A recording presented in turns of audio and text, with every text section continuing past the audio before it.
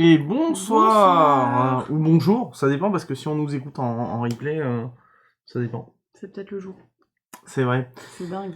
Bonjour pour ce plateau ciné spin-off numéro 8. Finalement, on n'en a pas fait tant que ça. Je vous avoue que là, ça a été compliqué les sorties ciné. Hein. Les salles viennent juste de réouvrir. On a pu quand même bouffer de la VOD. Pour autant, ça permettait pas de faire des plateaux ciné tout le temps. Hein, non. C'est pas toujours très clairement intéressant. Et puis on n'a pas regardé grand chose en fait, mine de rien, depuis ces 3 derniers mois là. Non, à part de la merde de temps en temps. Mais rien de bien fou, ouais. Rien de bien fou. C'est vrai que ça fait un grand moment qu'on n'était pas du coup allé au ciné, ça faisait quasiment, je crois que 10 mois. le dernier film qu'on avait vu c'était Tenet. C'était en septembre, ouais. On avait vu Tenet en septembre et depuis on n'avait plus rien vu. Là on est allé voir Black Widow, on en parlera, peut-être c'est d'ailleurs le dernier film dont on parlera. Non, ça te va si on fait ça? Oui, ça me va. Bon, on va le faire de manière chronologique, sauf pour le tout dernier. Bonjour à tous, du coup, je vous le redis, je sais pas pourquoi. Non, t'es pas en retard, Mister SP. Je rappelle le principe de plateau ciné, spin-off. On parle un peu plus avec la chatroom, ça permet d'échanger sur les films qu'on a vus. Alors que le plateau ciné est une émission un peu plus cadrée, un peu plus émissionnelle. Et oui, bien sûr, le terme émissionnel est validé par l'Académie française. Donc, plateau ciné, le spin-off. Voilà, donc 4 films au programme Blackbird, Luca, Comment je suis devenu super-héros, et pour finir, Black Widow. Ça va? Ouais. Donc Blackbird, on l'a vu sur Canal+, qui est un film de 2020, mais qu'on a vu sur Canal+. Luca, Disney+, Comment je suis devenu super-héros, Netflix, et Black Widow, cinéma. Comme ça, il y a plein de trucs. C'est dingue. On aurait pu regarder, moi je l'ai regardé, Tomorrow War avec Chris Pratt. Mais sur Prime, Amazon Prime, c'est pas fou. Clairement, c'est pas fou, ça mérite pas forcément d'en parler un peu plus que ça. D'ailleurs, j'ai un petit souci, paf, je rectifie ça, paf, c'est bon, comme ça on peut le diffuser. Pour nous soutenir, c'est toujours à la même adresse, Tipeee/Studio Renegade, ou grâce à votre Amazon Prime Gaming, ou un sub tout simplement classique, comme a fait Sekizaï, je le vois dans notre suivi avant-hier, donc c'était durant le What the Fox 2. C'était pas durant le What the Fox, c'était durant le stream de Flo. Oui. J'imagine. Donc voilà, et paf, un 5e cadeau bonus. Hein, un 5e cadeau bonus. Ah oui, un 5e, le film avec Chris Pratt, Tomorrow War sur Amazon Prime, sur Prime Video. C'est pas fou. C'est pas fou, j'ai préféré. Ça m'a fait penser au film The Edge of Tomorrow, qui est le film avec Tom Cruise, où il va dans l'avenir aussi, il meurt sans cesse. Mais The Edge of Tomorrow, c'est bien mieux. C'est bien mieux. On va tout de suite parler de Blackbird. Ça te va? Oui, ça me va. Avec Suzanne Sarandon, Kate Winslet, Mia Wasikowska et Sam Neill, notamment. C'est de Roger Mitchell. C'est par Christian Thorpe et Bill Auguste, les réalisateurs. C'est sorti le 23 septembre 2020 en salle. On l'avait pas vu, il faisait partie des films qui nous disaient bien à l'époque. Hein. Je crois qu'on en avait parlé dans le dernier... Il était dans la sélection de ceux qu'on voulait voir et après, exactement. On n'a pas eu le temps. Le film fait 1h37 et c'est un drame. Je vous lis vite fait le synopsis. Ça vous va? Lily et son mari Paul décident de réunir enfants et petits-enfants pour un week-end dans leur maison de campagne. 3 générations d'une même famille se retrouvent, avec Jennifer l'aînée, son mari Michael et leur fils de 15 ans, Jonathan. Mais aussi Anna, la cadette venue avec Chris, sa compagne. En fait, cette réunion de famille a un but bien particulier. Atteinte d'une maladie dégénérative incurable, Lily refuse de subir une fin de vie avilissante et décide de prendre son destin en main. Et tout le monde n'accepte pas ses décisions. Non-dits et secrets remontent à la surface, mettant à l'épreuve et redessinant tous les liens qui unissent les membres de cette famille, alors que le temps des adieux approche. Voilà. Qu'est-ce qui attend? Jonathan. Tout à fait. Donc, quelques images du film. Est-ce que je dis d'abord ou est-ce que... Parce que je te demande toujours, en fait, du coup, je sais pas quoi faire. Oui, parce on est d'accord, t'es très inconfortable là sur cette émission. Oui, parce que la dernière fois, tu m'as dit c'est toujours moi qui commence. Donc du coup, là, je suis dans le doute et dans le questionnement. Donc, qui commence? Bah, je ne sais pas. Commence parce que je suis pas chaud. Là, t'es pas chaud pour commencer. Je suis pas dedans pour l'instant. Là, à l'image, on a donc... ah oui, pardon. Ouais, bah, qui t'a montré des images, autant expliquer un petit peu. Le couple de grands-parents. On a donc le le couple de grands-parents avec Suzanne Sarandon et Sam Neill, Oui. du coup. Suzanne Sarandon à gauche, si on le voit pas. Ouais, c'est au cas où avec la barbe. Donc Suzanne Sarandon avec la barbe et Sam Neill à côté. Euh, le personnage de Lily est atteint de la maladie de Charcot. Oui, c'est tout à fait, c'est maladie-là, maladie de Charcot, la maladie dégénérative, exactement. c'est la maladie de Charcot. Et elle en est au tout début de la maladie, mais elle sait très bien que ça va aller très vite, et du coup, elle prend cette décision-là. Je me souviens que quand on avait fait le plateau ciné et qu'il était sorti, quand on faisait la revue des sorties, c'était un film que je m'étais gardé sous le bras, que j'avais bien envie de voir en salle, parce que la bande-annonce, dans mon souvenir, donnait pas tellement envie de ça. Non, c'est vrai. Elle était pas folle, mais l'histoire, elle était pourtant hyper intéressante, parce que des films qui traitent de la fin de vie, on n'a pas tant que ça. dans ce contexte-là, parce que là, du coup, c'est quelque chose d'illégal. Enfin, c'est une euthanasie. C'est une euthanasie, c'est quelque chose de préparé, on suit la famille dans son processus de deuil, alors que le personnage est encore même pas décédé. Et je trouvais ce sujet-là hyper intéressant à traiter. Et je suis pas déçue de la manière dont ils ont réussi à le faire. Il y a juste... il y a quelques chamailleries de famille qui m'ont saoulée par moments. C'est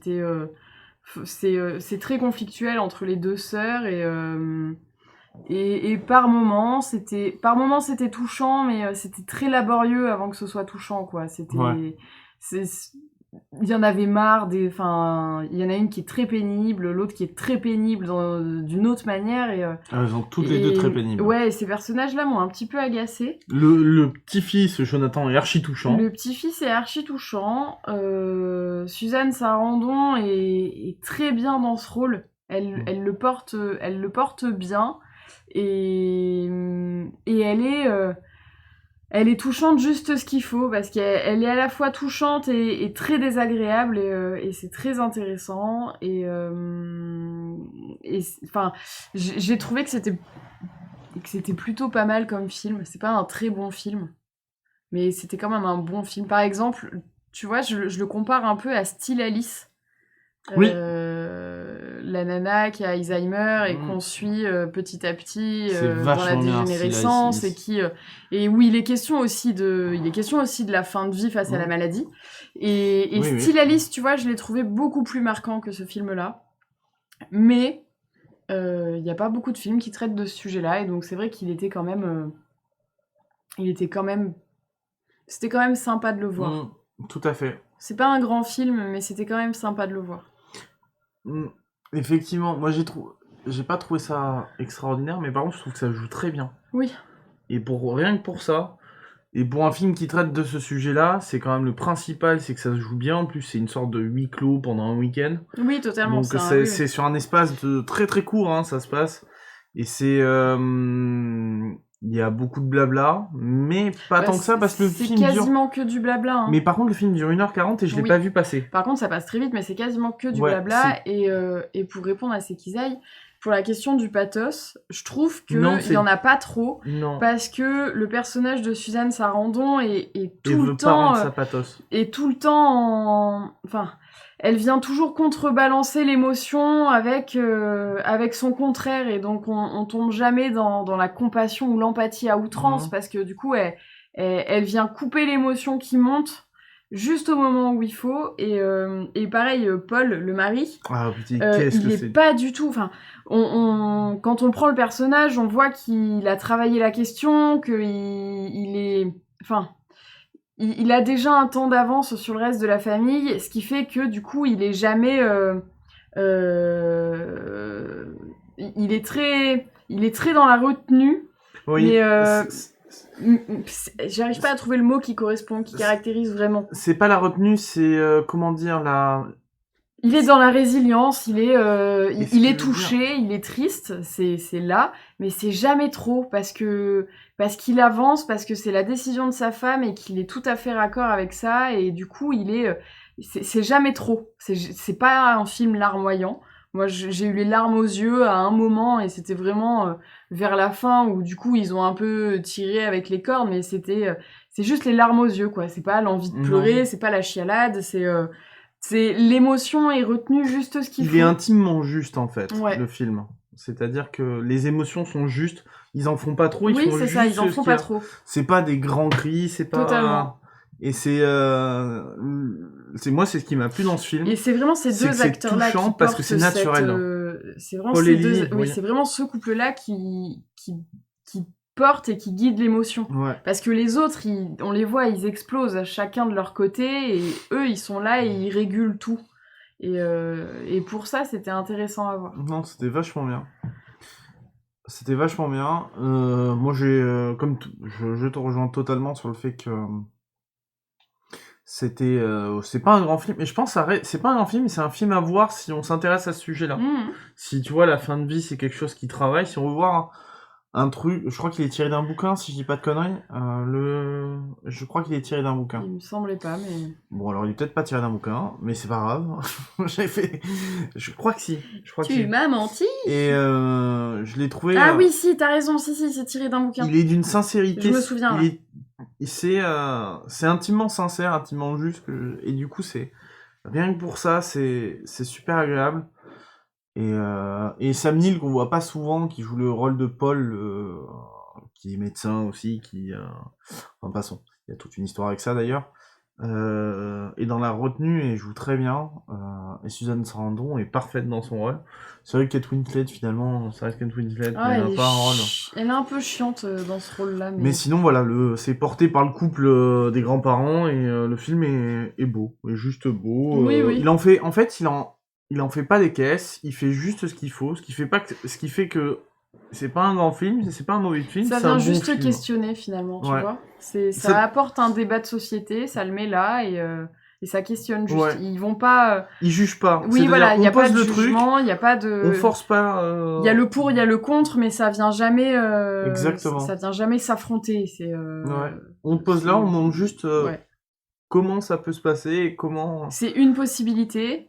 C'est ça qui est bien. Elle n'est pas permise, mais c'est une possibilité. C'est ça qui est très très bien dans ce film. Voilà, donc c'est Blackbird, magnifique et bouleversant, disait France Inter. Il est beau. L'image est belle aussi. Il y a un côté... La photo est belle. La photo est belle parce que cette maison de campagne là, c'est une maison très moderne, très épurée, et il y a ce côté... très aseptisé de la rencontre de la famille qui au début il met hyper mal à l'aise. Et progressivement, l'image a quand même son importance dans le film. Et je voulais dire un truc, tu vois, je viens de le remarquer là, et puis c'est vrai que je me souvenais du... C'est le réalisateur de Coup de foudre à Notting Hill, et Notting Hill aussi a ce côté simple par moment, même si c'est extravagant dans Notting Hill, mais il arrive dans son extravagance à faire preuve de simplicité, et le film est très représentatif dans ce... Totalement. Il est dans cette mouvance là. Petite anecdote sur le film. Roger Michell, du coup, le réalisateur, a tourné le film de manière chronologique. C'est pas courant. Ce qui est pas courant. Ce qui fait que du coup, les acteurs ont eu beaucoup plus de facilité à rentrer dans les persos et à évoluer au fur et à mesure de l'intrigue. Et finalement, quand tu vois comment c'est joué, tu peux dire qu'il y a c'est certainement un bon choix. D'autant que c'est vrai que l'avantage, c'est que ça se passe tout au même endroit, donc pour tourner tout chronologiquement, c'est plus simple, t'as pas à faire des allers-retours aux quatre coins du monde. Donc forcément, c'est logique. Faut savoir que la première actrice à avoir été castée, c'est Kate Winslet. Ah ouais ? Et ensuite, la productrice Cheryl Clarke a contacté l'agent de Susan Sarandon. 4 heures plus tard, elle disait « Ok, j'en suis ». Je trouve ça trop bien. C'est sûr qu'un rôle comme ça, elle hésite pas. Oui. Donc, j'ai trouvé ça plutôt bien. Ensuite, Anson Boone, je pense que c'est le jeune acteur qui tient son premier grand rôle au cinéma. Il a été figurant. Il avait des petits rôles dans Kroll et dans 1917. Donc là, il a vraiment un rôle un peu plus à sa mesure. Et puis voilà, apparemment c'est un film ça a été un film très personnel parce que 18 mois avant, Kate Winslet perdait sa maman d'un cancer. Ça, c'est très personnel. Donc du coup, ça a été très personnel pour Kate Winslet, ce qui a fait que voilà, ça a dû être un peu plus difficile, voire elle a pu peut-être se mettre plus facilement dans le rôle du personnage, mais ça a dû être un travail pas simple. C'est compliqué d'aller vivre un deuil en même temps que tu vis le tien, et tout à fait. Plus simple, pas sûr. Oui. Voilà, c'était à peu près tout. On parle de Luca, maintenant? Oui, allons-y. Luca, qui est sorti le 18 juin directement sur Disney+. Ça dure 1h36, c'est un film d'animation, on le sait, c'est de Enrico Casarosa, par Jesse, Andrew et Mike Jones, avec les voix françaises de Aloïs Le Labourier, Thieu, Matt Mouredon et Juliette Davis. Je connais personne. Moi non plus. C'est sur Disney+, donc pour 4,99. Ah non, je crois que c'est 9,99 maintenant. Ça a augmenté ? Oui, mais ceux qui étaient abonnés avant ont un an au même tarif. Donc moi j'ai un an toujours à 4,99. Ok. Le synopsis, c'est un film pour les 6 ans. Oui, tu peux. Ok. Dans une très jolie petite ville côtière de la Riviera italienne, un jeune garçon, Luca, qu'on voit là à l'écran, vit un été inoubliable, ponctué de délicieux gelato, de savoureuses pastas et de longues balades en scooter. Jusque-là, on se dit, ok, c'est les vacances lambda d'un petit enfant italien. Sauf que, il partage ses aventures avec son nouveau meilleur ami, qu'on voit aussi à l'écran à droite, mais ce bonheur est menacé par un secret bien gardé. Tous deux sont en réalité des monstres marins, venus d'un autre monde, situés juste au-dessous de la surface de l'eau. Le film a l'air... il est sorti sur Disney+, mais énormément de gens ont l'air de l'avoir vu très rapidement au moment où il est sorti. Oui. Bah, c'est l'avantage d'un côté. Hein. Oui, mais c'est vrai que nous, on a mis une semaine facilement, voire 10 jours, peut-être même. 10 jours, oui, parce qu'il est sorti un vendredi, on l'a vu le dimanche d'après. Donc, pas le dimanche là, 10 jours à peu près. Et oui. Alors, je dis ce que j'en ai pensé, vu que c'est toi qui as lu le synopsis. Alors, pour moi, ça fait pas partie des grands Disney, mais par contre... C'est un Pixar. C'est un Pixar, mais je le mets pas au même stade qu'un Toy Story ou n'importe lequel des Toy Story. Pourtant, j'ai trouvé le film sympathique. Plein de bonnes vibes, on va dire, dans une bonne ambiance. Ça donne envie de partir en vacances en Italie, sur la Riviera. Hein. Clairement, ça donne envie de mer. Ça donne envie de baignade et de pâtes. Et d'ailleurs, j'ai envie de pâtes ce soir. Moi aussi, des pâtes au pesto, là. Oh, c'est pas du tout ce qu'on a prévu manger. C'est pas du tout. C'est pas grave. Et le film est... Moi, je le trouve, les couleurs chatoyantes. Je trouve que ça donne trop envie. Les personnages ont des bonnes têtes. Ça colle vraiment. Je trouve que l'Italie est vachement représentée. Oui, vachement bien représentée. Vachement bien représentée. Les personnages sont attachants et touchants. Et pas touchants, pour le coup. Et j'en suis ressorti avec pas une grande histoire, mais je pense que en fait, c'est comparé à d'autres films de Pixar où il y a des doubles lectures, là c'est vrai que la double lecture est pas trop là. Ah si, ça dépend. Mais je pense que... Je le dirai après. Moi. Ok, mais je pense que ça, encore une fois, ça fait partie des Pixar plus pour les jeunes et les petits. Oui. Les jeunes enfants entre 6 et 10 ans, je pense que tu tapes complètement dans le truc. Et puis voilà, c'est un peu ce que j'en ai pensé. Je te rejoins sur la question de la double lecture qui est quand même moins... le dernier juste avant, c'était Saul. Ouais, et alors là, par contre, c'est pas pareil. Là, en termes de double lecture, c'était au niveau, quoi. Au-dessus de vice-versa et tout ça. C'était vraiment autre chose. Mais là, dans Luca, je suis tombée sur un article qui est venu faire écho à ma pensée. C'est ce que t'as mis là ? Parce que je l'ai vu, alors il est très beau, l'image est... l'animation est incroyable, il est vraiment très joli. Et quand... mets l'image là que tu viens de mettre là. Le contraste, j'ai trouvé à l'image, le contraste quand ils sont sur la terre et quand ils sont dans la mer, et quand les deux se confondent, c'est vraiment hyper bien fondu. Ça rend très bien, c'est très joli. Ah oui, mais artistiquement, il est magnifique. C'est un des plus beaux films Pixar que j'ai vu, par Complètement. Il est très très beau. Les personnages sont très amusants. L'histoire, je l'avais trouvé pas folle parce que j'avais l'impression d'avoir déjà vu cette histoire. Et en fait, j'ai pas réussi à mettre les mots moi dessus, mais je suis tombée sur un article qui m'a aidé à y voir plus clair. Et ça fait beaucoup écho à Coco. Parce que on Coco est sur... Coco est plus beau, hein. C'est encore un autre niveau. Coco est plus dans l'émotion, c'est pas la même chose. Coco, il vient tirer la corde sensible, ça parle du décès, ça parle d'autre chose. Mais c'est de nouveau le même scénario, c'est-à-dire qu'on a un jeune garçon... qui découvre un univers. On a un jeune garçon, il y a un interdit familial qu'il ne faut pas transgresser, il le transgresse et il veut détruire cet interdit, il veut pouvoir vivre ce qu'il aime. Donc Coco, c'est avec la musique. Là, lui, Luca, il veut vivre sur Terre. Et c'est un petit peu la même... c'est une histoire de... Je retrouve le mot. J'ai beaucoup de mal avec mes mots aujourd'hui. Il y a cette question de l'héritage familial qui est coupé à un moment et dont il faut faire quelque chose. Et il y a cette question aussi de l'émancipation. Tu vois ? Luca, c'est un film d'animation sur l'émancipation. C'est quand... En tout cas, sur le passage à l'adolescence et ta personnalité qui peut rentrer en conflit avec tes parents, mais ça te permet de t'affirmer et de te créer un peu toi. Oui, alors là, t'es totalement dans l'interprétation, mais oui, je vais trop loin. Non, mais oui, ça peut être ça. Et c'est pour ça que je me suis dit que la double lecture était quand même possible, parce que ça peut autant être identificatoire auprès des gamins de 10-12 piges qui commencent à sortir de chez eux, à vouloir traîner dehors avec les copains, à créer des trucs. C'est totalement ça. Hein. C'est totalement ça. C'est totalement ça. Et donc se rebeller face aux parents parce que ils ont envie de découvrir, et il y a ce besoin de découvrir.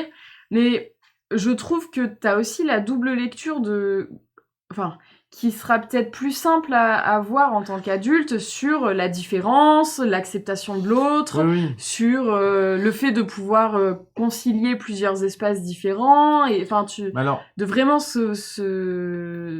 Quand je parle de double lecture, je pense que c'est peut-être le mauvais terme. C'est que moi, quand je parle de double lecture, c'est quand un film censé être pour enfants peut autant servir pour les parents. Oui. Et de temps en temps, t'as des films comme Là-haut où il y a des discours qui sont... Mais là, mais j'avais bien compris. Et qui sont rentrés dans ta vie adulte. J'avais totalement compris. Mais c'est comme ça, le sol, il y a clairement une double lecture. Il y a quelque chose qui est juste de l'image pour les tout petits. Et t'as le scénario pour les adultes, finalement. Et là, je trouve que la lecture en tant qu'adulte est pas hyper poussée, mais ça vient quand même travailler des choses chez toi, tu vois. D'accord. Non ? Si, je sais pas. Mais là-haut, c'est très dur pour un adulte. Oui, c'est très dur dès les premières minutes. Hein. Là-haut, tu te prends un coup de fusil, hein, clairement. Hein. mais du coup, je l'ai bien aimé. Mais si je devais le décrire, c'est un peu comme Raya. Ça fait partie de ces Disney qui sortent comme ça et que tu consommes. Et que t'aimes bien quand tu les consommes, mais c'est pas un grand Disney, quoi. Ça fait un moment, hein. Ça fait un moment qu'il n'y a pas eu de grand Disney. Hein. Alors attends, Coco, le dernier grand Disney sur lequel je me suis un peu... Si, Coco était... Ah, Vaiana, c'était bien aussi. Hein. Je suis Vaiana. Si, Vaiana, c'était bien. Vaiana, c'était vachement bien. Mais c'est vrai, moi j'en pleure à chaque intro de Là-haut du Mystère Respect, oui. Mais Là-haut, il est terrible comme film. Mais en tout cas, c'est un bon film d'été, tu vois. Oui, totalement. Il est arrivé le 18 juin, donc 3 jours en l'été, mais c'est le bon film de l'été, c'est le bon film... Je pense que, tu vois, nous qui allons bosser dans quelques temps, peut-être en colo, si les conditions sanitaires le permettent, c'est des films que tu montres aux petits, aux 6-8 ans, tu leur mets ça le soir, ils vont trop kiffer, c'est trop bien pour eux. Et du coup, je trouve ça super. Je trouve ça super. Ouais. Et c'est vrai que, comme tu disais, le contraste entre l'océan, c'est dommage, on n'a pas trop d'images de l'océan, mais le film beau, hein. Est magnifique, hein. Je le redis encore une fois, mais je le trouve splendide, moi. Il y a du RTX, hein. Clairement, il y a des effets lumineux, t'es là, oh, RTX on. C'est pour le dire, pour ceux qui savent. Il y a du ray tracing, mais comme un petit peu dans Raya où les effets de lumière étaient magnifiques. Là, oui, totalement. Raya, les couleurs et les effets de lumière étaient très beaux. Là, il y a le lever et les couchers de soleil sur la Riviera, et c'est magnifique. Bah, tu vois, là, en voyant ce film-là, je me dis, sur le contraste de l'océan, et Nemo, on est à 12 millions d'années-lumière. T'imagines un Nemo maintenant ? Bah ouais. Ça serait mais même magnifique. Le monde de Dory, qui est pas si vieux, Oh, il doit bien être 2010 quand même. Hein. Oui, mais du coup, qui est beaucoup moins vieux que le monde de Nemo. On est très très loin de ce qu'il y a dans Luca. Hein. Tu sais que maintenant, avec des images de synthèse, on arrive à reproduire des êtres humains. Oui, je sais bien. Et qu'on peut se tromper, tu vois. Oui, je sais. Donc t'imagines maintenant avec le dessin et l'animation, c'est magnifique. Non, le film est magnifique. Mais du coup, j'ai bien envie de voir les merchandising sur Luca. Pourquoi ? Bah parce que, bah je sais pas, ça m'intrigue de voir comment est-ce que ils vont s'approprier le film d'animation pour en faire. Ah, mais Disney Shop. Mais j'irai voir sur Disney Shop, mais parce que c'est vrai que Raya, j'ai vu, il y avait des pop sur les différents dragons, etc. Mais d'ailleurs, bon, faudra que tu vois le dernier épisode de Loki parce qu'il y a un pop que j'ai trop envie d'avoir. Mais passons, on va pas parler du dernier épisode de Loki là maintenant tout de suite, on va recréer le débat parce que je l'ai regardé sans toi. Allez, comment je suis devenu super-héros dis-nous tout, comment prochain t'es devenu film. super-héros. Mais écoute, ça m'est arrivé il y a pas si longtemps. J'ai ramassé une poubelle qui était en plein milieu de la rue. Et j'ai sauvé des vies, clairement. Incroyable. Clairement, incroyable. Oh, c'est dingue. Et puis voilà, j'y suis allé sanglant en plus parce que les poubelles touchaient. Ah ouais, oui, c'est un peu sale. Hein. C'était clairement dégueulasse. C'est pas super. Il y avait un rat qui sortait. Pas fou. Non, pas fou. Alors, c'est sorti le 9 juillet, il y a 2 jours, tout à fait. Ça dure 1h37, c'est vrai que c'est pas très long. Sur Netflix. C'est sorti sur Netflix directement. Ça devait sortir le 20 décembre de 2020. Oui, puis ça devait sortir en salle. Ça devait sortir en salle, enfin, ça a pas arrêté d'être retardé et finalement, c'est enfin sorti. C'est un film fantastique, action, aventure, drame, science-fiction de Douglas Attal. Fils de Alain Attal, célèbre producteur de cinéma. C'est avec Pio Marmaille, qui est dans la tourmente. Pio Marmaille, là, il a dit qu'il voulait. Oui. Mais en fait, c'est le personnage de son film, je crois qu'il dit ça. Oui. D'accord. Donc je pense que les gens le personnage de son film dit pas ça, mais du coup, il s'appuie sur le contexte de son personnage dans le film pour sortir sa phrase. Mais après, si on écoute la séquence en entier, on voit bien que c'est pas ses propos à lui directement, mais. Tout à fait, ouais. Donc avec Pio Marmaille, nous qu'on aime bien Pio Marmaille en tant qu'acteur en tout cas, donc il nous fait bien rire. Leila Bekti, qu'on aime bien aussi. Hein. Qu'on aime bien aussi. Vimala Ponce, qui est une enquêtrice. Benoît Poulvord notamment. Et aussi Clovis Cornillac. Et mince, j'ai pas marqué. Ah, le méchant ? Oui.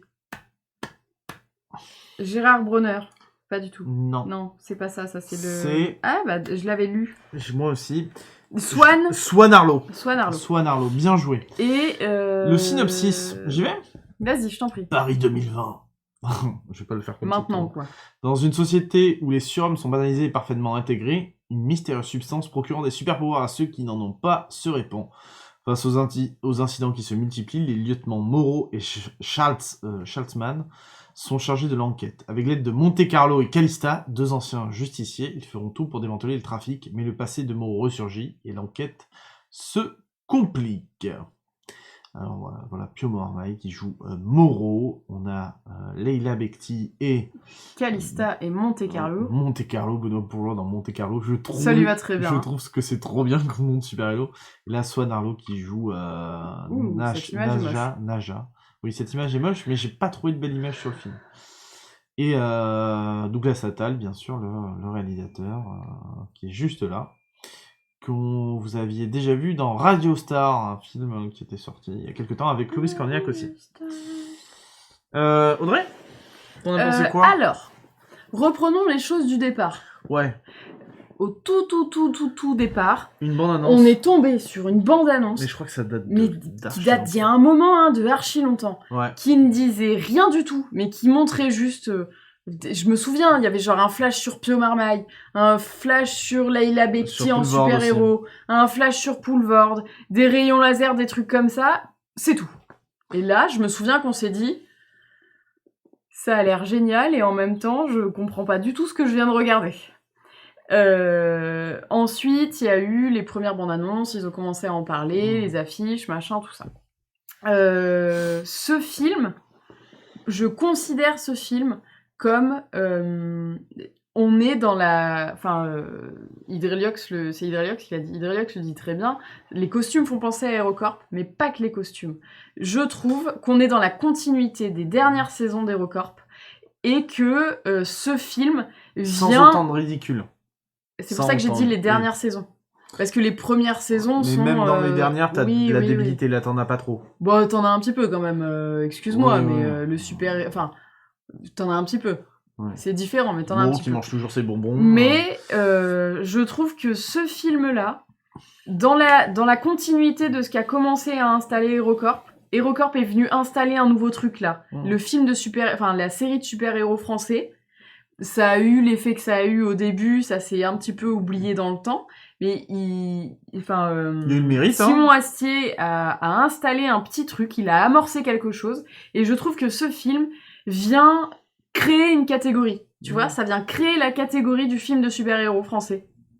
Et ça n'a pas grand-chose à voir avec les films de super-héros américains qui sont des gros blockbusters, etc. Mais je trouve ça... J'ai beaucoup aimé ce film parce que j'ai retrouvé tout ce que j'avais beaucoup aimé dans HeroCorp. C'est-à-dire qu'on est sur des super-héros, mais qui sont super humains, tu vois. Ouais. Enfin, je veux dire, il y a un Monte Carlo, c'est un super-héros quasi à la retraite qui a Parkinson. Et donc forcément, ça vient niquer le processus de ses pouvoirs. Et c'est la vie, c'est la réalité. On a des super-héros qui meurent. Il y a des super-héros qui quand ils se prennent une patate, ils se relèvent pas. C'est des super-héros qui viennent faire le bien, mais dans la vie de tous les jours, comme Monsieur et Madame Tout-le-Monde. Et j'ai trouvé ça super appréciable parce que du coup, ça vient apporter... Lord Hardy qui a oui, bien sûr, oui. Mais là, c'est le premier vraiment... Attends, parce qu'avant, c'était des personnages qui avaient des super pouvoirs français, mais qui étaient quasiment les seuls dans leur monde, en fait. C'était un peu particulier. Là, c'est vraiment un petit peu un côté super-héros Marvel, mais à la sauce française. Mais totalement... Intégré dans... Oui, il s'intègre totalement dans la réalité. Ah oui, ça, c'est vachement bien. C'est-à-dire qu'on vient apporter du fantastique, mais c'est quand même... Mais ça paraît limite plausible, tu vois. Et donc, du coup, j'ai beaucoup aimé. J'ai adoré Benoît Poelvoorde dans ce rôle. Ça lui va très très bien. Il est trop bien, Benoît Poelvoorde. Pio Marmaille, c'est typiquement le genre de rôle dans lequel il est bon. C'est très bien. Heureusement peut-être qu'il est sorti sur Netflix, je me dis, parce que en salle, ça aurait peut-être été un peu déceptif. Possible, ouais. Mais là, comme il sort sur Netflix, ça va leur donner la visibilité qu'ils ont besoin, et du coup, il n'y a pas la déception du grand écran derrière. Mais c'était un très bon moment. Enfin, moi, j'ai passé un bon moment. Il y a plein de trucs qui vont pas. Enfin, il y a plein de trucs qui font pas que c'est un grand film, que c'est super. Il est super perfectible encore. Mais par contre, le film est, je trouve, honnête. Tu vois, il y a pas... Le mec a voulu faire son truc sur les films de super-héros en France. Il veut les intégrer à notre réalité de français lambda. Et le fait plutôt bien, quoi. Oui, le truc est... Non, c'est... Alors, Flo qui dit, je l'ai vu, je l'ai trouvé bof. En respectant quand même, je trouve les... Tu sais, ça aurait été un scénario de comics, ça m'aurait pas étonné. Non. Tu vois, genre avec les bâtonnets et d'ailleurs, la et fin, tout, le générique de fin, le début, c'est des Artworks comics. Et en plus, il y a une scène post-générique, c'est incroyable, ça respecte tous les codes, c'est fou. Et il y a une scène post-générique ? Bah oui, du coup, tu sais, t'as un début de générique en comics, et ensuite, ils te mettent la scène de fin, avec le petit cahier. Ah oui, c'est vrai. Oui, et j'ai beaucoup aimé aussi le fait, il y a énormément d'allusions dedans.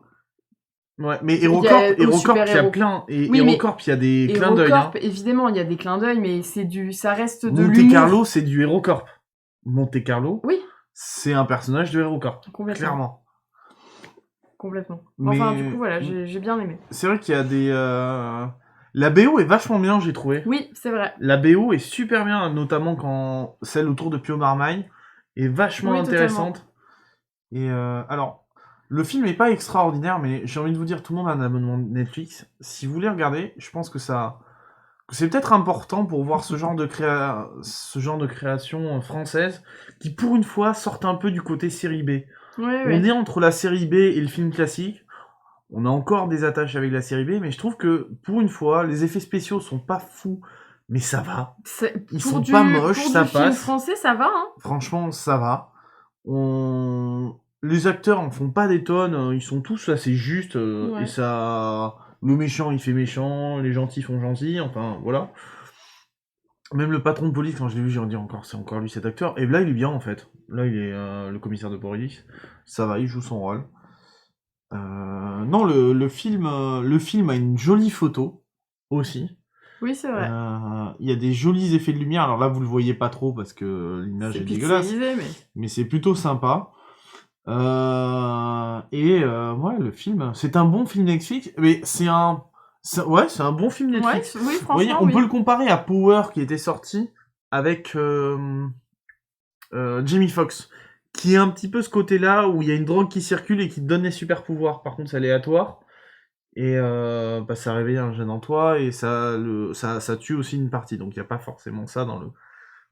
D'ailleurs, je crois qu'il s'en moque parce qu'à un moment il dit ça peut te faire exploser, etc. Je crois que c'est clairement inspiré de ça. Et Powers est beaucoup moins bien que ça, sincèrement. Celui-là est beaucoup mieux. Et pourtant Powers était pas si mal pour certains. Mais le film est vachement bien. Et ça mérite. Et je pense que ça mériterait qu'ils aient assez de financement pour créer une suite.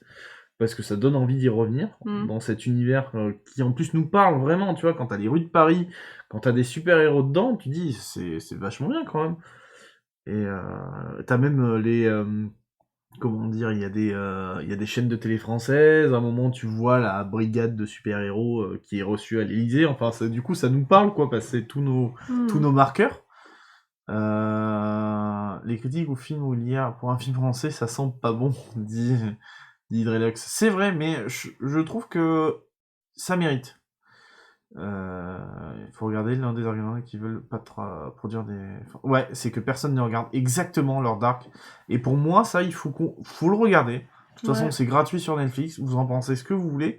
Mais je pense que c'est fait avec sincérité. Et le mec a vraiment cherché à faire ce qu'il aime.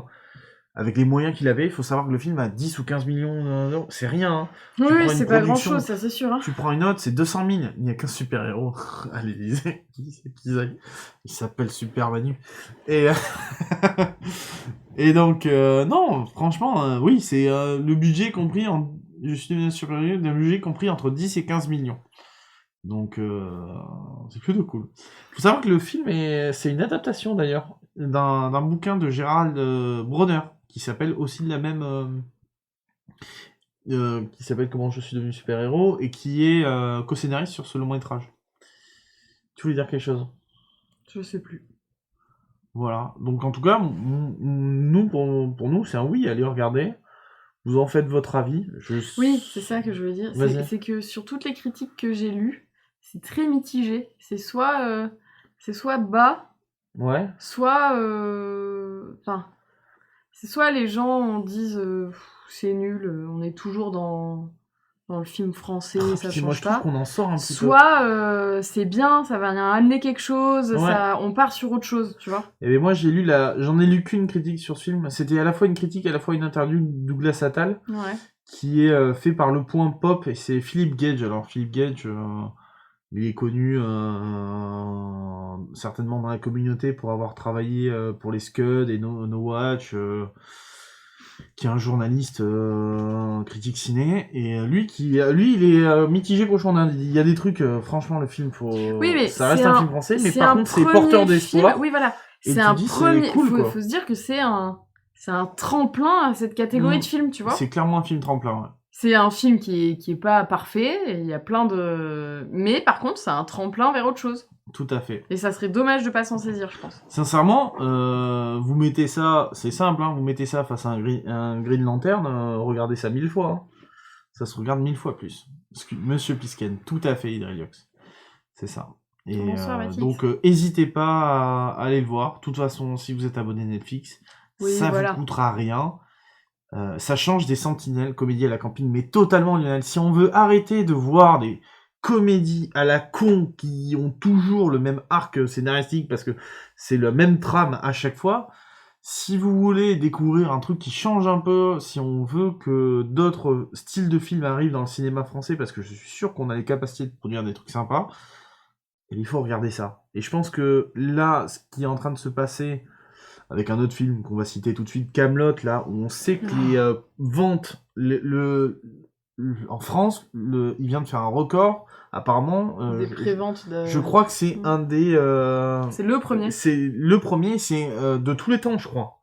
C'est le film qui a actuellement... Si vous voulez plus de films comme ça, avec des pattes, des créateurs, des gens qui ont un peu des idées et qui changent un peu de ce qu'on nous resserre d'année en année, qui sont financés par le CNC et qui sont un peu de la daube, les campings, les hôtels 3 étoiles, là, enfin je sais pas comment, la croisière s'amuse, je sais plus comment ça s'appelle. La croisière s'amuse, ça n'a rien à voir. Mais non, toutes ces merdes avec Dubosc et camping. Non, il a fait aussi un truc sur un bateau, il a fait aussi un truc dans un hôtel. Enfin, il y a des films français comme ça qui sont... Les Tuches aussi, moi désolé les Tuches, mais je peux pas. Faut regarder ça. Ah non, pas plus de OSS et de Kaamelott. Non mais t'as raison, et OSS aussi qui sort, et qui est aussi une comédie française. J'ai un petit peu peur pour celle-là, plus ça va, plus j'ai peur. Hein. J'ai pas osé regarder la dernière bande-annonce, va falloir qu'on la regarde, ouais. Mais j'ai un petit peu peur moi pour le prochain OSS. J'espère que ça... je serai pas déçu. Mais en tout cas, allez regarder des films comme ça, je pense que c'est important. Vous en faites votre avis, mais...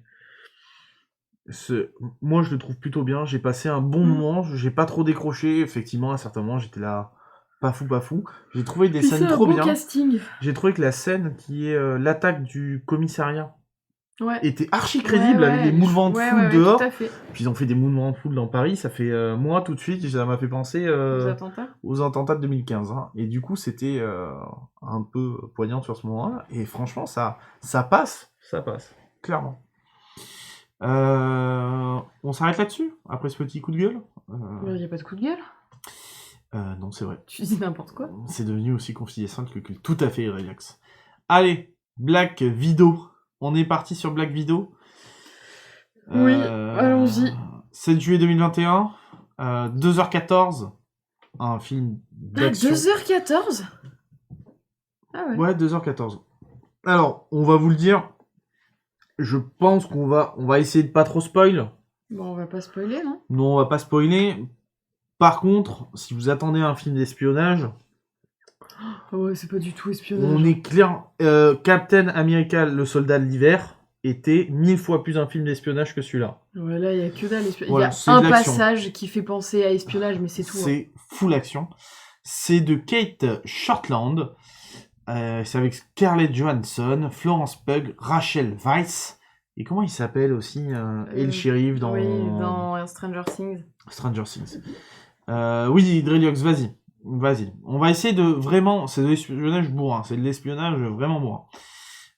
On va essayer de pas trop en fait, on va essayer de pas spoiler et parler juste... si vous avez pas vu les bandes annonces, en allez-vous, parce qu'on va certainement parler de trucs qui sont dans les bandes annonces. David Harbour, tout à fait. Le synopsis, je le fais ? Bah, je le fais si tu veux. Si tu veux. L'intrigue de Black Widow, ça, pour la temporalité, ça se passe déjà entre Captain America Civil War et Avengers Infinity War. Tout à fait. Natasha Romanoff, que tout le monde connaît, incarnée par Scarlett Johansson, qui fait du coup là sa 8e apparition dans le Marvel Universe. Ouais. Alias Black Widow voit ressurgir la part la plus sombre de son passé pour faire face à une redoutable conspiration liée à sa vie d'autrefois.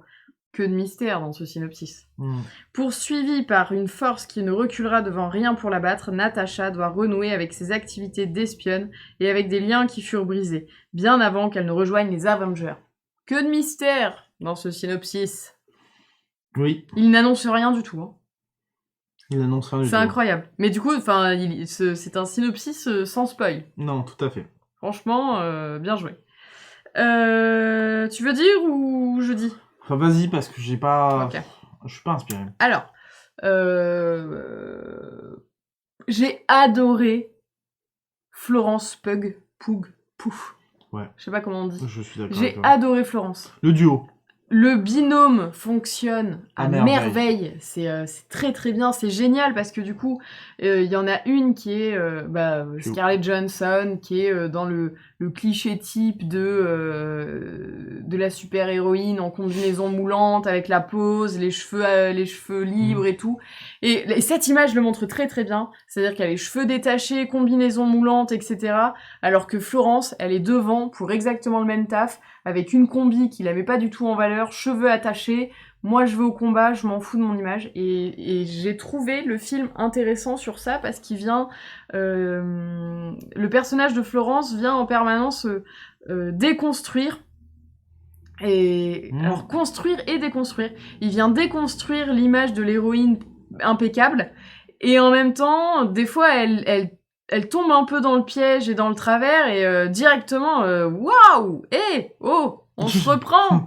Dis donc. Je fais pareil. On dit piou. Du coup, j'ai trouvé ce personnage-là hyper intéressant. L'actrice est très juste. Le binôme fonctionne très bien. Donc, ça, c'est une plutôt très bonne chose parce que on les suit pendant un bon moment du film. J'ai pas vu passer les 2h14. Je pensais que c'était moins, tu vois. Parce que ça n'arrête pas. J'ai pas vu passer les 2h14. C'est un bon film d'action. Il y a de l'action quasiment en permanence. Et quand c'est pas de l'action, c'est de l'humour-émotion. Donc, du coup, on n'a pas trop le temps de s'ennuyer. Il est plutôt bien rythmé.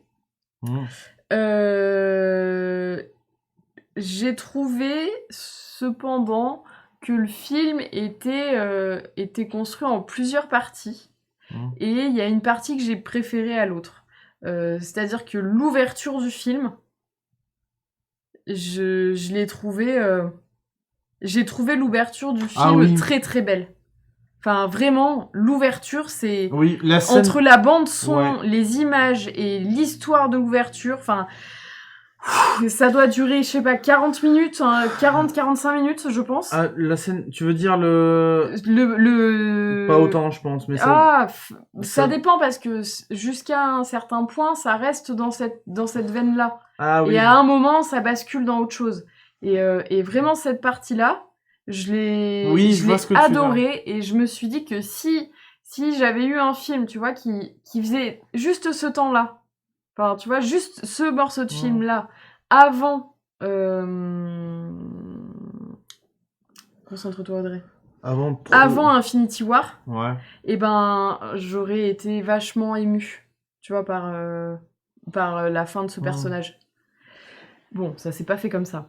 Ils ont jamais su quoi en faire de ce personnage. On va en reparler, je pense. Et du coup, ça met en lumière... au début, c'était la bimbo dans Iron Man 2, mais vraiment, je l'ai vu récemment, Iron Man 2, et elle est totalement dans le rôle de la bimbo. Ça a été la bimbo pendant un moment. Hein. Ouais, mais dans Iron Man 2, je peux te dire que c'est vraiment bimbo, et limite, tu le mets maintenant, le film est archi sexiste.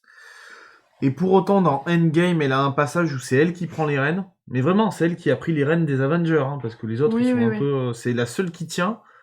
Et après, il y a sa fin à elle qui est pas folle, et qui aurait mérité plus, parce qu'au début de Endgame, elle a archi d'importance. Complètement. Et t'es là. Et du coup, ce film-là, je trouve ça dommage qu'il arrive si tard dans l'univers Marvel, parce que finalement, Natasha Romanoff, elle a enfin, l'histoire qui nous est montrée dans ce film-là, son passé est hyper intéressant. Et c'est un passé très particulier de super-héroïne, quoi. Enfin, et en même temps, c'est quelque chose, c'est un passé très sombre, ça vient dénoncer énormément de choses dans notre société actuelle aussi, parce que c'est quand même une histoire qui est construite sur des problématiques qu'on connaît dans le monde depuis des années, et pour encore, je pense, des années. Donc, je trouve ça très dommage qu'il arrive si tard. Mais ils ont quand même réussi à lui créer un passé qui est quand même cohérent. Même si je trouve que la gestion du méchant est pas folle. Je trouve la gestion du méchant pas folle. Et je trouve aussi que le personnage de Taskmaster, qu'on voit là, donc là c'est le Taskmaster, je trouve ce personnage très sous-exploité aussi. Ouais. Et c'est très dommage. Parce que dans les comics, c'est un super c'est très très dommage. Et voilà. Et juste pour mon ressenti de sortie de salle, après j'arrête de parler, je suis sortie de la salle de cinéma et je me suis dit... je sais pas quoi penser de ce film parce que il y a un truc qui m'a dérangée. C'est-à-dire que en allant voir ce film avec Scarlett Johansson, je savais du départ que ça allait être un film dit féministe, qui, enfin, dans la veine de Wonder Woman dans ce genre-là. Mais je savais pas trop à quoi m'attendre parce que Marvel, c'est quand même vraiment Scarlett Johansson. Je pense il y a plus de temps d'écran sur ses fesses que sur son visage dans les premiers films. Et du coup, c'est mon voisin qui t'a dérangé. Et du coup, je suis ressortie de ça en me disant, je sais pas trop quel message on a voulu me faire passer, parce que dans le générique de fin, j'ai regardé le générique, et après j'ai compté les personnages masculins, et je me suis dit, est-ce qu'on m'a fait passer le message qu'on voulait me faire passer, ou est-ce que on est à la limite de la misandrie, c'est-à-dire que on vient péter le patriarcat et le sexisme en mettant des femmes, mais on n'a toujours pas l'équité. Et donc je me suis posé cette question-là au début, et je me suis rendu compte qu'il y avait beaucoup de critiques qui disaient que ce film était totalement dans la misandrie, donc c'est-à-dire la haine des hommes. Et puis au final, non, c'est pas ça. Mais je trouve ça dommage que les personnages masculins soient si clichés. Parce qu'ils sont 4, il y a 4 personnages masculins, et chacun de ces personnages est un cliché. Et je trouve ça, enfin un stéréotype. Et je trouve ça très dommage. Même si... Parce que pour le coup, le personnage de Pug, Florence Pug... Alors qu'elle, elle est hyper intéressante. Enfin, vraiment, c'est typiquement le personnage féminin hyper intéressant qui déconstruit en permanence l'image de la femme, l'image qu'on lui renvoie, l'image qu'elle pense avoir. Et enfin, ce personnage est très très juste. Et du coup, je me suis rattachée à ce personnage-là. En ressortant, je me suis dit, ok, peut-être que le gros du message passe par ce perso-là, parce que il est très très juste et très bien réfléchi. Tout à fait. Et quitter... Oui, c'est vrai, je vois très bien ce que tu veux dire. Le début du film, la scène d'intro, même avant le générique, est archi rude. Les personnages sont sérieux. Je pense notamment au personnage de David Harbour qui est archi sérieux dans ce début de film. Et qui... Fin de la séquence, quand même, on se dit, en fait, qu'il est pété, mais quand il est sur la base, là, à Cuba, on se dit, ouais, ok, peut-être qu'il est pas tout... Peut-être ça va être plus drôle qu'on ne le pense. Parce qu'il a l'air trop joyeux. Et puis il y a effectivement cette bande-annonce sur l'enrôlement des femmes, enfin rude quoi, hein, limite de l'esclavagisme moderne, c'est dur. Après il y a tout le début avec Black Widow, où avec Scarlett Johansson, on la suit, elle s'exile un peu, enfin... Ne donne pas de détails, hein.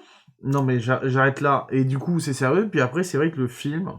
Ça part sur autre chose. À partir du moment où David Harbour revient... Ça part sur du Ragnarok, après. À partir du moment où David Harbour revient, ça devient trop drôle. Parce qu'en fait, ils se sont dit, on fait un film trop sérieux, on a besoin d'un ressort comique, on met David Harbour... Ça devient trop lourd. Et c'est relou.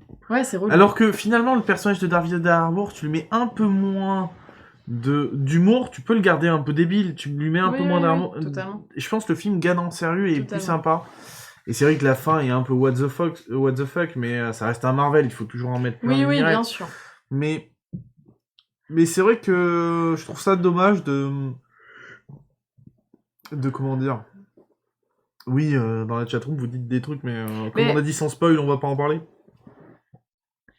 On voit ce que vous dites. Ce qui est dommage, il n'y a pas de spoil dans ce que je vais dire, je pense, mais ce qui est dommage, c'est que finalement, ce film qui se veut un film sur Black Widow, eh ben, c'est pas un film sur Black Widow, c'est un film de présentation sur sa sœur.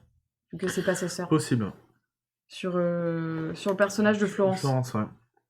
Tu vois, c'est oui, ça sonne plus comme ça. Mais alors si pour ça, pour le coup, le film est peut-être bien fait. Oui, mais parce du coup, pour ça, le film est bien fait. Dans ce cas-là, il est très très bien fait. Et malgré tout, ça vient pas, enfin, je trouve pas que ça vienne conclure le personnage de Black Widow, tu vois. Malheureusement, non. Ça apporte un peu plus. Après, la chronologie aide pas. Ça apporte un peu plus de crédibilité à ce qui se passe dans Endgame. Oui, ce personnage a plus de crédibilité tout court. Ça lui met plus de profondeur. Pour autant, ça suffit pas. Quand tu vois des Iron Man qui sont construits en 3 films, plus tous les films où il apparaît, comme les Avengers, quand tu vois un Captain America, la même, un Thor, pareil, de toute façon, Thor, et même Thor, non. Ça vient un petit peu humaniser ce personnage, je trouve. C'est pas que la bimbo, ça vient lui apporter une histoire et c'est bien. Mais voilà, ça manque encore de profondeur. Après, c'est aussi parce qu'on on est 3 brevets de films Marvel et t'as des Oui, personnages aussi, qui hein. ont eu 1001 films, alors il y a que des- elle, oui. elle a fait que des apparitions un peu par-ci, par-là. Elle a quand même fait 8 apparitions, ce qui est pas rien. Ça veut dire qu'elle est dans énormément de films, mais Ouais, par ouais. contre, c'était son premier film à elle. C'est ça. Alors, je sais pas si le taf est fait, mais en tout cas... Il est quand même intéressant à voir. Ouais. C'est un bon film d'action, quoi. Ouais. Oui. Mais si vous aimez les Fast and Furious, les trucs un peu what the fuck, la fin va vous plaire, hein, parce que du coup, c'est un peu... Ouais. C'est un peu ça. Mais avec cette nouvelle... Il y a un truc, moi, qui me dérange, et je le vois dans les séries. Je le vois arriver dans les séries. On est C'est passé... la question de l'humour. Non, c'est pas la question de l'humour, mais je sais pas si je vais autant aimer les prochaines phases que j'ai aimé celles d'avant. Ouais. Parce que je les trouve peut-être de plus en plus comics. Et là, le film m'a... Là, j'ai un peu décroché à un moment, c'est sur l'endroit où se passe la dernière scène d'action. Je trouve que ça fait de plus en plus comics, en fait. Oui, mais en même temps... Et je me dis que peut-être je vais un peu décrocher, parce que là où jusqu'avant, on arrivait à ancrer les choses dans le réel, un peu comme comment je suis Oui. le premier Iron Man, vous le regardez, t'as vraiment l'impression totalement. que c'est possible. Hein. Et bah là, on n'y est plus. Là, on pouvait encore croire au réel jusqu'à entre guillemets, hein, on pouvait croire, hein, je dis bien entre guillemets. J'ai l'impression qu'on va aller de plus en plus dans des histoires complexes ou peut-être trop fantastiques, et moi j'ai peur d'être perdu. Mais voilà, oui, mais en même temps, on vient de boucler l'arc le plus réaliste. Oui, parce que Donc c'était il le faut début. exploiter les autres. On partait d'un monde où il n'y avait pas de super-héros à un ça. monde où il y a des super-héros. Donc forcément, oui. Donc là, maintenant, on va aller dans peut-être d'autres mondes. Ça, on le c'est saura un dans les peu prochains comme trucs. Captain Marvel, finalement. On quitte... Mais Captain Marvel, ça allait encore. Oui, mais ça allait encore, parce qu'on a fait que effleurer, mais quand on va se retrouver avec le peuple de là-bas, on va être perdu aussi. Ouais. Enfin, voilà. À choisir entre Black Widow et Fast and Furious, moi je choisirais quand même Black Widow. Je sais pas, Mister SP. Black Widow quand même pour les amateurs de Marvel. Mais voilà, enfin... Black Widow, en tout cas, si vous suivez... Alors, on est allé le voir avec Manon qui regarde pas les Marvel. Oui, totalement. J'ai l'impression qu'elle avait satisfaite de sa séance. Elle a dit qu'elle avait beaucoup aimé. Voilà. Elle a dit qu'elle avait beaucoup aimé. Alors qu'elle n'en a pas regardé beaucoup, hein, clairement. Totalement. Voilà, pour un avis de non-personne. De non-marveliste. Tout à fait. Tout à fait. En tout cas, si vous êtes fan des Marvel, c'est obligé d'aller le voir. De toute façon, il faut voir tous les autres. Regardez les séries aussi pour comprendre tout, parce que du coup... Ah ouais, parce que sinon, il y a des éléments qu'on n'a pas. Ouais. Voilà, c'est important mais de c'est pas regarder les très séries grave maintenant. si on n'a pas. Non, c'est... Parce que moi, je l'avais pas vu et ça va c'était être de pas plus en très plus grave. important de regarder les séries, je pense. Ouais, mais ça fait beaucoup de Marvel, quoi. Loki, mercredi, hein. Bravo, dernier épisode. Voilou, on a fini avec nos films. C'était cool. Ouais, puis du coup, c'était le dernier avant la rentrée. Notre Twitter, qu'on n'utilise jamais, donc on le met vite fait et on n'en reparle plus. Pour nous soutenir, toujours sur Tipeee/Studio Renegade et grâce à votre Amazon Prime Gaming, on baisse un peu actuellement, ça va, on a fait des trucs en interne qui nous permettent d'aller. Mais si vous oubliez de temps en temps vos primes, essayez d'y penser, sinon... Et puis, peut-être vous voulez plus nous le donner, ce qu'on peut comprendre aussi, donc il n'y a pas de souci. On reste pas fâchés. La série, ok, il va y avoir... Oui, tout à fait. C'est qui, elle est... Hailey Steinfeld, normalement, c'est celle qui joue... C'est celle qui joue sa fille. Voilà. Pour les infos de l'assaut, c'est sur studiorenegade.fr. Demain, je crois qu'il y a plein de trucs. Il y a le Before. Il y a Insert Coin, et puis il y a des jeux vidéo le soir. Voilà, donc il y a des trucs. Insert Coin, je suis pas dedans. Tu n'es pas dedans? Non, je ne suis pas dedans. Oh, mon Dieu! Voilà. Allez, sur ce, en tout cas, merci d'être passé. À la prochaine. On a fait une belle petite pointe, merci à vous. À la prochaine, et on vous dit, retournez au cinéma, c'est cool. Oui. C'est chiant le masque dans le ciné, mais ça nous protège, donc c'est important. Ah, ceux qui sont sur le Discord, est-ce qu'il y en a qui sont, pour lancer la discussion dans le channel cinéma, est-ce qu'il y en a qui ont profité du printemps du cinéma? Oui, parce que la fête du cinéma, c'était pas le printemps, c'était la fête du cinéma. Nous, on a préféré payer. C'était il y a 2 semaines. Plein pot.